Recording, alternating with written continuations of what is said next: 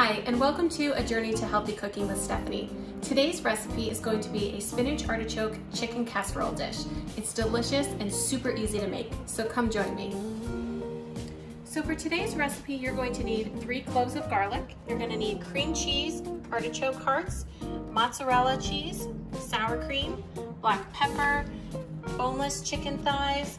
You're going to need baby spinach, organic, avocado, mayo, and some heavy cream, along with some freshly grated Parmesan cheese.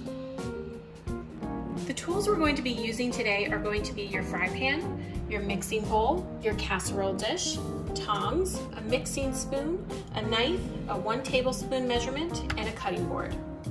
So the first step is to preheat your oven to 375 degrees. Next, we're going to work on the chicken portion. So the first thing you're going to do is trim any extra fat off of your chicken thighs. Okay? We're just going to discard this. And then we're going to take our chicken thigh and we're going to place it into the pan, which is on medium heat, with some of that avocado oil. Next, you're going to sprinkle the top with some black pepper.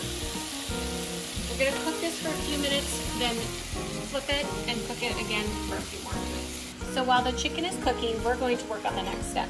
You're going to take a block of softened cream cheese, and to that you're going to add 1 tablespoon of mayo. You're going to add 3 tablespoons of sour cream.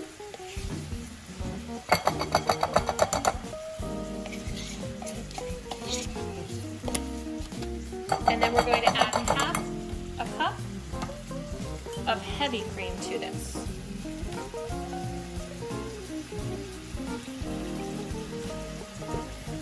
Sprinkle all of this with some salt and pepper and stir to combine.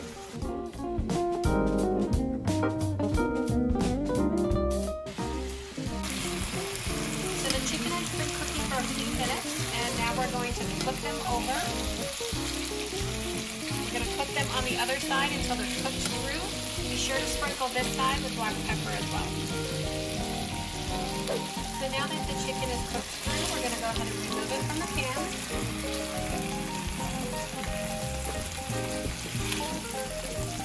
We're going to let it cool slightly before we cut it into small pieces. In the meantime, we're going to go ahead right into that fry pan that's nice and hot with the chicken juices. We're going to add in our spinach. And we can press down so that it really kind of fits all in there. We're going to do 3 nice big bunches of spinach. There's plenty of spinach in this dish. We're going to put this down, and if we want to add more spinach later, we will. Pro tip, when storing spinach, add a piece of paper towel on the top. This will prevent the droplets that form on the lid in storage from making your spinach soggy. So the 3 cups of spinach we put in there have cooked down. Now we're going to add 3 more. So once our spinach is cooked down, we're going to add our crushed garlic. And it's 3 cloves worth, so we're just going to add that right into the pan. We're going to add a little bit of black pepper to this as well. And then we're going to stir it all up and cook for a few moments. So while the spinach is cooking, we're going to slice up our chicken into about 1-inch slices here. And then we're going to add that into our mixture. And we're going to stir that all up.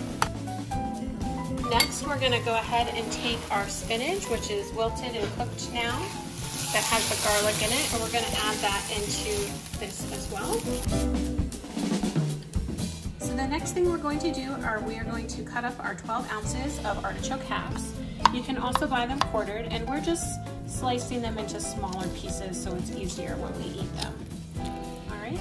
Once you have them all sliced up, you're going to go ahead and add that to the mixture as well.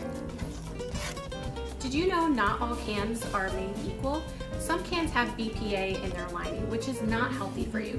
So be sure to either do a non-BPA lining for vegetables or choose jarred vegetables instead.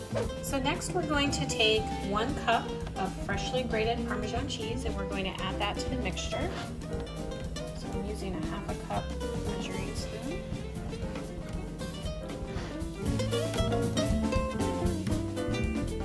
Now we're ready to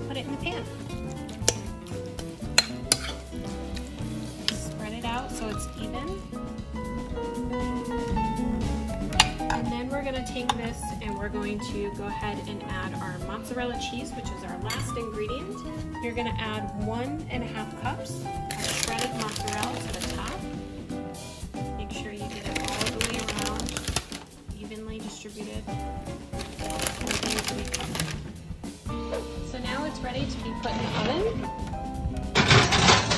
We're going to cook it at 375 degrees for 20 minutes.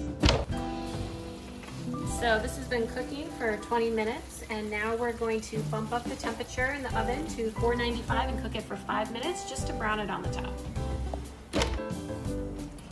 So it's been 5 minutes. See all that beautiful, delicious, bubbly cheese on top. It's exactly what we want. So now we're going to take it out of the oven, let it cool down for a little bit, and then serve. Bon appetit!